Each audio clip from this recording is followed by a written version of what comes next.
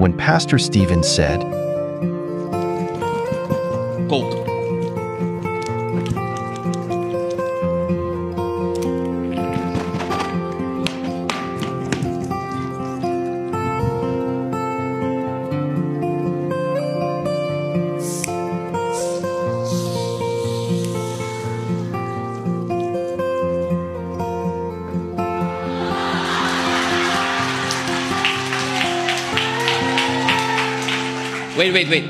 Wait lang.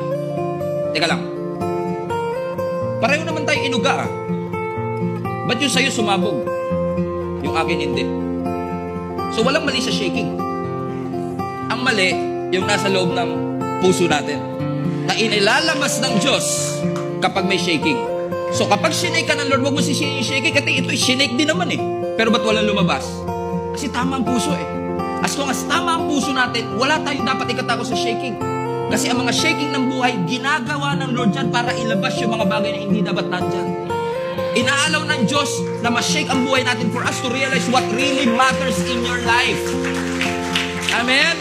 Shaking reveals who you are. Ipinapakita lang ng shakings, mga kapatid, kung sino tayo sa ating mga buhay. Because sa totoo lang, you don't know who you really are until you experience some shakings in your life.